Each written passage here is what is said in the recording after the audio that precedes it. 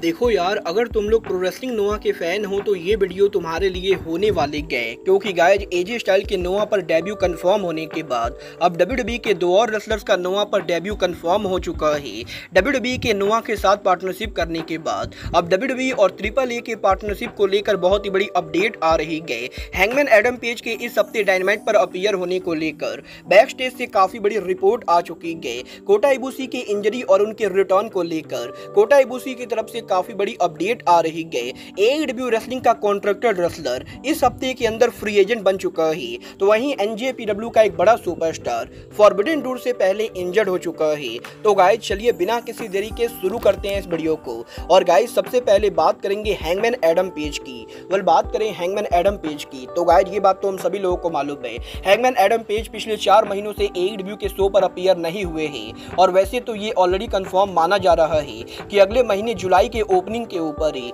Hangman Adam page AEW पर return करेंगे। But guys क्योंकि एईडब्ल्यू के इस हफ्ते का dynamite show hangman Adam page के होम टाउन वर्जीनिया पर होने वाला है, तो गाइस इसलिए काफी सारे फैंस के मन में ये सवाल है कि क्या यहाँ पर इस हफ्ते हैंगमैन के होम टाउन के ऊपर एईडब्ल्यू के शो पर हैंगमैन एडम पेज अपीयर होंगे या नहीं। वेल गाइस बॉडी स्लैम के लेटेस्ट रिपोर्ट के हिसाब से हैंगमैन एडम पेज के होम टाउन पर एईडब्ल्यू के शो होने के बाद भी वो यहाँ पर एईडब्ल्यू डायनामाइट पर अपीयर नहीं होने वाले गए। और एईडब्ल्यू के इस हफ्ते डायनामाइट शो के ऊपर हैंगमैन एडम पेज के होम टाउन के ऊपर वो यहाँ पर शो पर हमें देखने को नहीं मिलेंगे। मतलब ये तो डायनामाइट को देखकर ही पता चलेगा कि लास्ट मोमेंट के ऊपर टोनी खान क्या हैंगमैन का होम टाउन रिटर्न कराते हैं या नहीं। बट गाइस यहाँ पर एईडब्ल्यू में जहां तक बात रही रिटर्न करने की, तो गाइस ये बात तो हम सभी लोगों को मालूम है 2024 के ओपनिंग के ऊपर ही एईडब्ल्यू सुपरस्टार कोटा इबुशी को इंजरी हो गई थी। और प्रो रेसलिंग नोआ के शो पर कम्पीट करते समय कोटा इबुशी के दोनों लेग के ब्रेक होने के बाद वो यहाँ पर इस समय उनकी इंजरी से रिकवर कर रहे गए। बट गाइस यहीं इस हफ्ते इबुशी ने उनके लेटेस्ट ट्वीट के अंदर उनके रिटर्न सिचुएशन को लेकर बात की है, जहां पर सबसे पहले इबुशी ने ये बताया है कि रिसेंटली जब यहाँ पर इबुशी जिम के अंदर ट्रेनिंग कर रहे थे तो गाइस इबुशी के हाथ के अंदर काफी बड़ा कट लग चुका है। और गाइस जैसा कि आप ये पिक्चर देख सकते हो, इबुशी के जहां दोनों पैरों के अंदर चोट लगी हुई थी, अब यहाँ पर इबुशी के हाथ के अंदर भी चोट लग चुकी है। बट गाइस जहां तक बात रही इबुशी के लेग इंजरी की, तो गाइस इबुशी का ये कहना है कि वो यहाँ पर उनकी इंजरी से जितना जल्दी रिकवरी एक्सपेक्ट कर रहे थे, उन्हें यहाँ पर इसके मुकाबले लंबा टाइम लगने वाला है। और गाइस अभी यहाँ पर दूर दूर तक एईडब्ल्यू के अंदर कोटा इबुशी के रिटर्न करने का कोई भी चांस नहीं गए। मतलब ये तो आने वाला टाइम बताएगा कि गोल्डन स्टार एईडब्ल्यू पर उनका रिटर्न कब करेंगे। बट गाइस जहां तक बात रही इंजर्ड होने की, तो गाइस कोटा इबुशी वो इकलौते जापानीज रेसलर रह गए जो यहाँ पर इंजर्ड हुए हैं। वेल गाइस इस हफ्ते एईडब्ल्यू के रैंपेज शो के ऊपर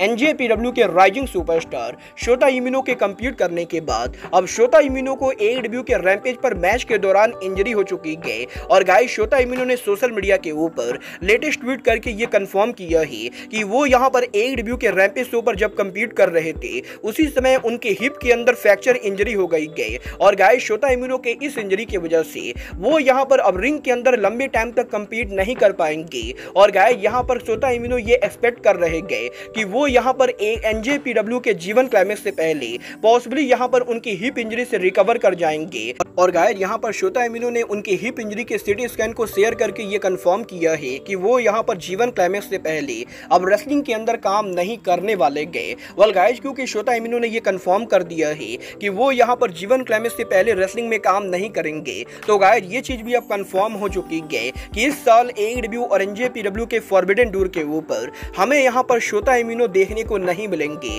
वेल देखना बहुत ही दिलचस्प होने वाला है कि शोटा इमिनो के फॉरबिडन डोर को मिस करने के बाद फॉरबिडन डोर के कार्ड के अंदर क्या चेंज होता है। बट गाइस चलिए फिलहाल आगे बढ़ते और बात करते हैं एईडब्ल्यू की अनदर सुपरस्टार मेगन बेन की। वेल अगर आप लोग एईडब्ल्यू के हार्डकोर फैन हो तो आपको ये मालूम होगा मेगन बेन एईडब्ल्यू के अंदर हमें काफी बार रैंपेज डार्क और डार्क एलिवेशन पर देखने को मिल चुकी है। बट गाइस पिछले 1 साल से एईडब्ल्यू के अंदर मेगन बेन एईडब्ल्यू के कॉन्ट्रैक्ट में होने के बाद भी एईडब्ल्यू के शो पर काम न करके बल्कि स्टारडम के अंदर काम कर रही थी। और गाइस आज से 2 से 3 महीने पहले इस चीज को लेकर रिपोर्ट आई थी कि टोनी खान मेगन बेन को एईडब्ल्यू के ऊपर वापस ला रहे गए और एईडब्ल्यू के अंदर उनको न्यू हील कैरेक्टर के अंदर एईडब्ल्यू के शो पर वापस लाया जाएगा। और इवन यहाँ पर आरवेज के last pay per view Supercard of Honor के प्रेस कॉन्फ्रेंस के ऊपर टोनी खान ने ये खुद कंफर्म किया था कि मेगन बेन एईडब्ल्यू के कॉन्ट्रैक्ट के अंदर है और टोनी खान मेगन को लाने वाले गए। बट बट गाइज अब यहाँ पर आज फाइटफुल ने ये कंफर्म कर दिया है कि मेगन बेन का AEW कॉन्ट्रैक्ट ऑफिशियली ओवर हो चुका है और उनके AEW पर रिटर्न करने से पहले ही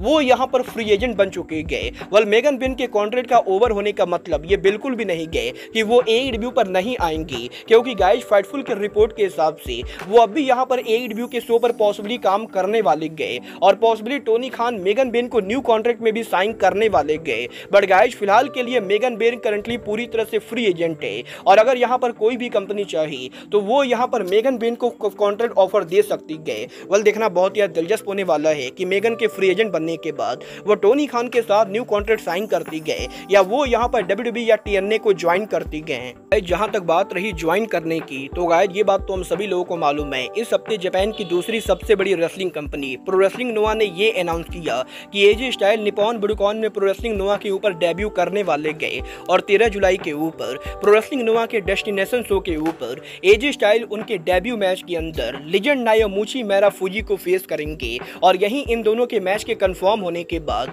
अब यहां पर इस चीज को लेकर रिपोर्ट आ रही है कि एजे स्टाइल वो इकलौते WWE के रेसलर नहीं होने वाले गए जो यहां पर प्रो रेसलिंग नोआ के 13 जुलाई शो के ऊपर अपीयर होंगे, क्योंकि गाइज एजे स्टाइल के साथ साथ अब यहां पर एजे स्टाइल के ओसी ब्रदर कार्ल एडरसन और लुक गैलोज भी इस शो पर जाने वाले गए। और गाइज वैसे तो कार्ल एडरसन और लुक गैलोज शो के ऊपर मैच रेसल नहीं करेंगे, बट वो यहां पर एजे स्टाइल को सपोर्ट करने के लिए प्रो रेसलिंग नोआ के शो पर ऊपर अपीयर होने वाले गए। और जैसे यहां पर NJPW के अंदर एजे स्टाइल के मैचेस के दौरान कार्ल एडरसन और लुक गैलोज रिंग साइड एरिया पर होते थे, वैसे ही नोआ में एजे स्टाइल के डेब्यू मैच के अंदर कार्ल एडरसन और लुक गैलोज रिंग साइड एरिया पर होने वाले गए। वेल गाइज एजे स्टाइल नायोमुची मारुफुजी के इस मैच को लेकर साइबर फाइट के डायरेक्टर की तरफ से भी काफी बड़ी अपडेट आ रही है, जहां पर साइबर फाइट के डायरेक्टर का ये कहना है कि जब यहां पर नोआ और WWE के बीच में टैलेंट एक्सचेंज को लेकर नेगोशिएशन हो रहा था तो गाइज उस समय नोआ यहां पर इस चीज को लेकर बिल्कुल ही श्योर थी कि वो यहां पर किसी ऐसे रेसलर को उनके शो पर लाना चाहते गए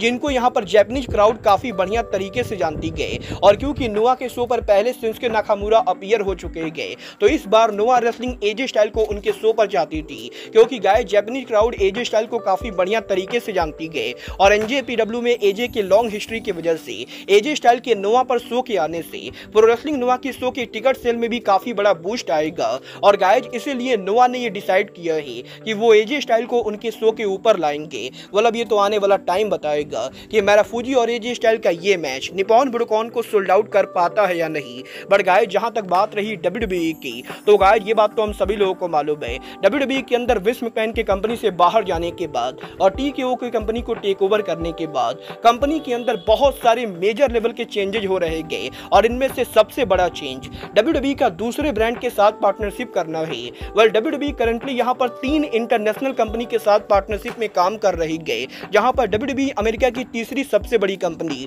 TNA के साथ पार्टनरशिप में काम कर रही गए। तो वहीं WWE जापान की another 2 major company pro wrestling NOAH और मारी गोल्ड के साथ भी पार्टनरशिप में एंटर कर चुके गए। और यहीं WWE के अमेरिका और जापान में पार्टनरशिप करने के बाद अब WWE 2 और कंट्री के अंदर पार्टनरशिप करने वाले गए। गाइज यहां पर यह कंफर्म हो चुका है कि WWE के मारी गोल्ड नोआ और TNA के साथ पार्टनरशिप करने के बाद अब WWE कंपनी मैक्सिको और प्यूर्टो रिको के अंदर पॉसिबली किसी कंपनी के साथ पार्टनरशिप करने वाली गए। और करंटली WWE कंपनी मैक्सिको और प्यूर्टो रिको इन दोनों ही कंट्रीज में पार्टनरशिप को लेकर बातें कर रही गए। और गाइज बहुत ही जल्द WWE या मैक्सिको की तरफ से आपको यहां पर WWE की अनदर पार्टनरशिप की अनाउंसमेंट सुनने को मिलेगी। वेल गाइज क्योंकि यहां पर ये पार्टनरशिप मैक्सिको और प्यूर्टो रिको में होने वाली गए तो गाइज मैं यहां पर इस चीज को लेकर 90% श्योर हूं कि मैक्सिको के अंदर WWE की पार्टनरशिप लूचा लिब्रे AAA के साथ होगी और प्यूर्टो रिको में WWE की पार्टनरशिप WWC के साथ होने वाली गए। मतलब ये तो आने वाला टाइम बताएगा कि AEW और CML के पार्टनरशिप के बाद